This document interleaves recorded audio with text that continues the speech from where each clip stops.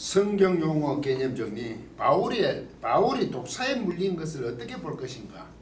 사도행전 28장 3절 말씀입니다. 원문 직역을 해보겠습니다. 그러나 바울이 덤불들의 많은 어떤 것을 함께 모은 후 그 불 위에 놓은 후 독사가 그 열기로부터 나온 후 그의 손으로부터 붙잡았습니다. 그 손을 붙잡았다는 얘기죠.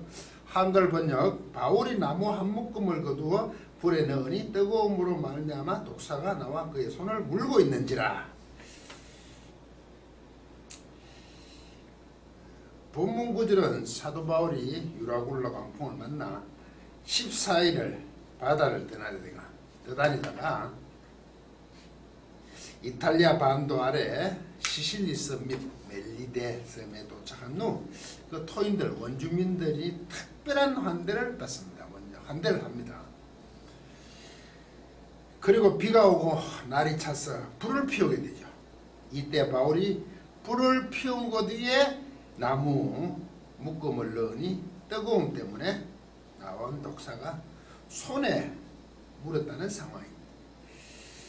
그림으로 그러면 참 놀라운 장면이 될 것입니다. 비는 오고 날은 춥고 불에 피워놓고 불이 꺼지지 않게 나무들을 피워놓은 불 위에 놓으니 나무 속에 있던 독사가 나와서 바울의 손을 무는 그런 아찔한 장면만 해요. 원주민들의 반응입니다. 4절. 원주민들이 이 짐승이 그 손에 매달려 있음을 보고 서로 말하되 진실로 이 사람은 살인한 자로다. 바다에서 구조를 받았으나 공의가 그를 살지 못하게 함이로다 하더라. 독사에 물린 걸 보고 공의가 그를 살지 못하게 한다 이거죠. 여기서 독사는 우린 독사라고 얘기하는 그 표현이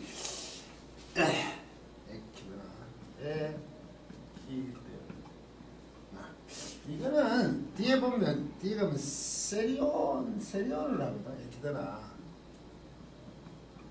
에키드나 이게 독사인데 짐승이라고 그러죠. 이게 세리온 이래 되고 독사가 부르죠. 이런 표현을 뒤에는 하죠. 이 짐승은 세리온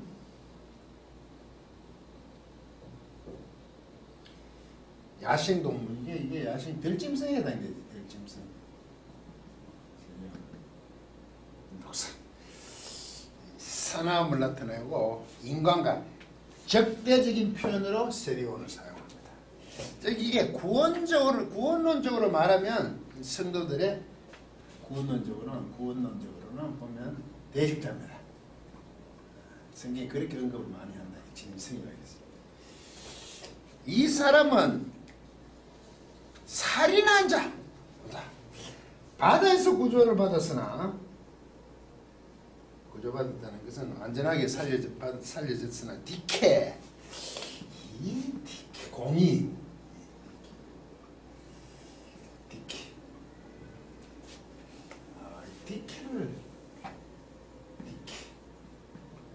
디케인데 이게 원래는 디카이오스가 형용사가 있죠. 이거 디카이오스 이 여성 명사가 나오죠. 이게 더 나가 명사가 디카이오시네가 되죠. 디카이오시네. 이 디카이오시네. 이렇게 되면 이게 어가 되죠.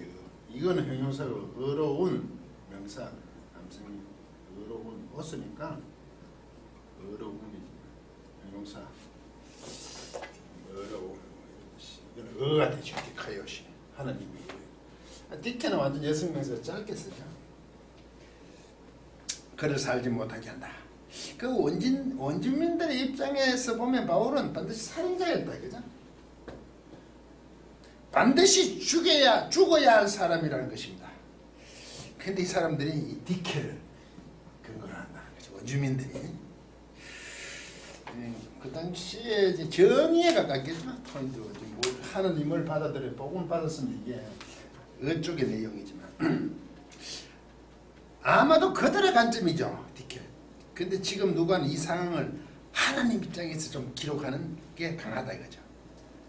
디케 문제로 보는 거죠. 독사에 물린 것을.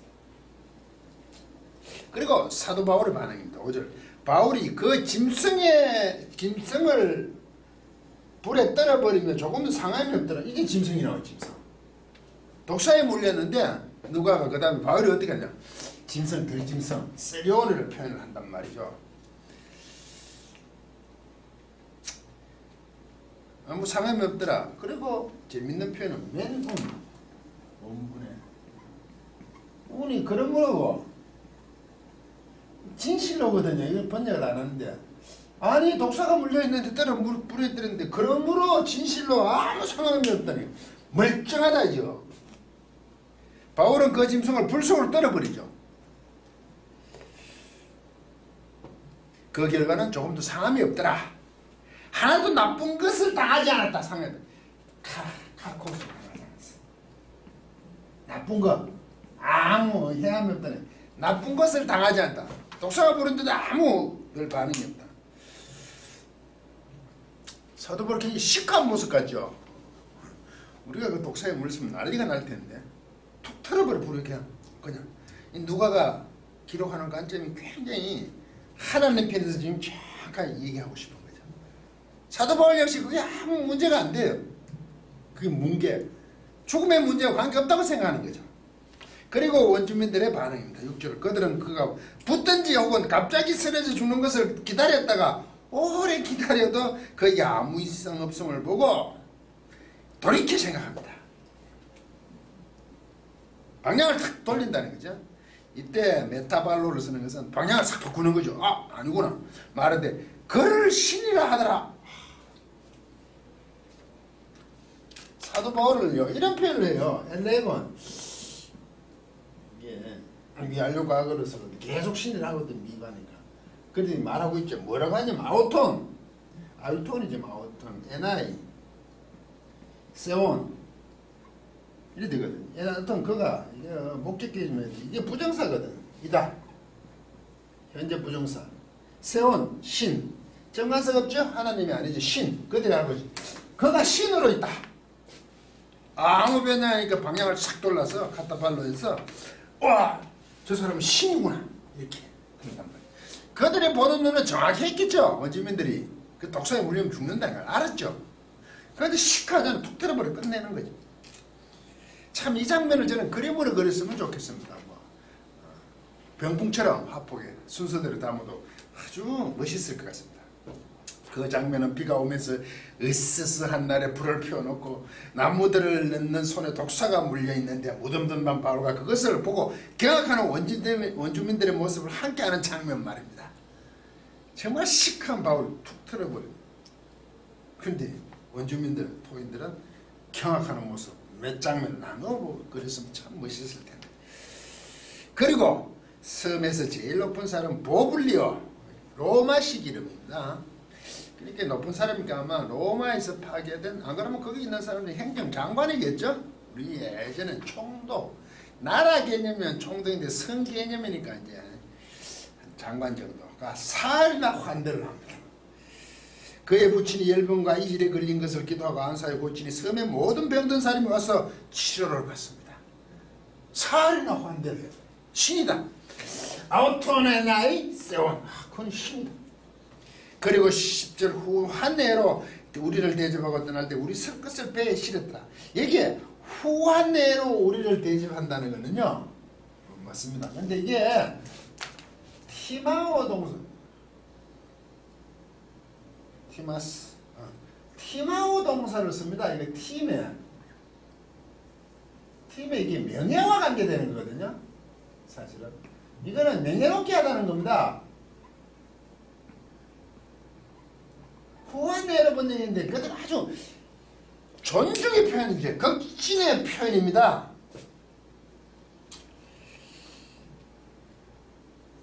호이카이 폴라이스 많은 사람들이 그 많은 명예들이 에티메산 있었다 이거죠. 명예가 있었어. 그들은 우리들이니까 우리에게. 이 복수로 상징하면서 그 명예로움을 상징합니다. 후한네로가 아니라 그들은 굉장히 명예로 영광스러워. 왜? 그가 신이다 그랬잖아요. 알고 있죠. 아우톤 신이고 신을 대접하듯이 했다는 것에 가깝습니다. 선교 뭐 1차에서도 섬에서 그런 일이 있었겠죠. 제사를 지내야 되거든요. 스스 흐메르 그죠. 제우스 신이거든요. 헤르메스 신이라고 하니까 아니라고 사도 바울이 그렇게 얘기합니다. 그런 겁니다. 아주 존경을 나타냅니다. 원주민들은 사도 바울 일행을 극진히 대접하는데 존경심으로 합니다. 신에 가까운 사람으로 보니까 결국 그 설 것도 배에 실어주지 않습니까? 여러분은 이 상황을 어떻게 생각하십니까? 바울이 독사에 물렸는데 죽지 않았다. 네, 맞죠? 그런데 그 상황을 살펴보면 어떤 생각이 드시냔 말이죠. 단순히 사도 바울이 독사에 물렸는데도 불구하고 죽지 않았다. 어째 죽지 않았는가? 왜 안 죽었지 독사인데? 원주민이 잘못 봤나? 아무래도 독사가 아닌가? 등등을 생각하십니다. 그렇게 생각하십니까? 온통 기적에 관심이 있지 않으십니까? 왜 안 죽었지? 이럴 때 문맥의 흐름을 항상 보셔야 된다는 얘기를 제가 하죠. 누가 어떤 관점에서 이것을 기록하고 있냔 말이죠. 유라굴라 폭풍, 광풍이잖아요. 우리말하면 태풍이잖아요. 거기서 14일 동안 살아남잖아요. 그것도 신기하게 서쪽으로 가요. 북동풍이 부는데 서쪽으로 가요. 북동풍이 불면 아프리카는 밑으로 가야 되는. 하나님의 기적, 하나님의 간섭이 지금 여기 되어 있잖아요. 아, 유라굴라 광풍은 책탕이 피해 살았다. 뭐 이 정도입니까? 살아난다 이거죠. 독사에 물린 것도 사도 바울은 굉장히 시크하잖아요. 지금 본문은 사도 바울이 로마를 향해 가는 것을 누가는 사실적으로 기록하죠. 왜 이런 기록을 하냐 이거죠. 독사에 물린 것도 디케, 의의 관점에서 얘기하잖아요. 원주민들이 그렇게 말하게 했다는 것. 그리고 이 독사, 디케, 짐승은 대적자잖아요. 사도 바울을 지금 방해하는 거잖아요. 유라굴라 강풍이나 독사도. 네, 세리온이 나중에 구원의 강의 대적자니까. 그것을 염두에 두고 누가는 기록한단 말이죠. 원주민들을 쫓아도 디케의 관점으로 공의가 그를 살려두지 않는다. 죽는구나. 살인자가 맞다. 이래 간단 말이죠. 아울러 사도 바울도 이 디케, 의의 관점에서 굉장히 순종하는 행동을 하죠. 시크하게 툭 틀어버리죠. 물렸으면 난리가 나야 돼. 왜냐하면 사도행전 23장 11절에 보십시오. 앞에서. 그날 밤에 주께서 바울 곁에 서서 이르시되 담대하라. 내가 예루살렘에서 나의 일을 증언한 것 같이 로마에서도 증언하여야 하리라 하시니라. 사도 바울이 고매에서 나왔잖아요. 그리고 영문 갇혀 있는데, 감옥에 있는데 밤에 주님께서 나오셔서 로마에서도 증언하리라 얘기를 하셨단 말이에요. 그리고 27장 24절 바울아 두려워 말라. 네가 가이사 앞에 서야 하겠고 또 하나님께서 너와 함께 향하는 자를 다 내게 주셨다 했으니 사도 바울은 반드시 가이사 황제 앞에 서야 합니다. 그 주님께서 말씀하신 것, 하나님의 사자가 유라굴로 강풍 속에서도 하신 그 말씀을 사울 바울은 정확하게 알고 있죠. 그러니까 시크하죠. 독사에 물려도. 이것은 심하게 말하면 사도 바울은 죽을래야 죽을 수도 없어. 왜냐하면 하나님의 작정은 반드시 이루어져야 하기 때문입니다. 주님과 하나님의 사자가 사도 바울이 직접 말씀하시지 않았습니까? 그렇게 하나님께서 복음이 선포되어야 하는 의를, 디케를 지금 하나님께서 디케를 행하고 계시기에 유라굴로 광풍도 독사도 사도 바울을 막을 수 없는 것입니다. 사도 바울은 이것을 너무 잘 알고 있었다는 거죠. 아주 시크하게 한 건. 그것을 누가가 디케, 의의 관점으로 기록을 하고 있습니다. 하나님께서 행하시는 초월을 인간은 이해할 수가 없어서 기적이라고 합니다. 그래서 사도 바울이 독사에 물려 죽지 않은 것은 기적입니다.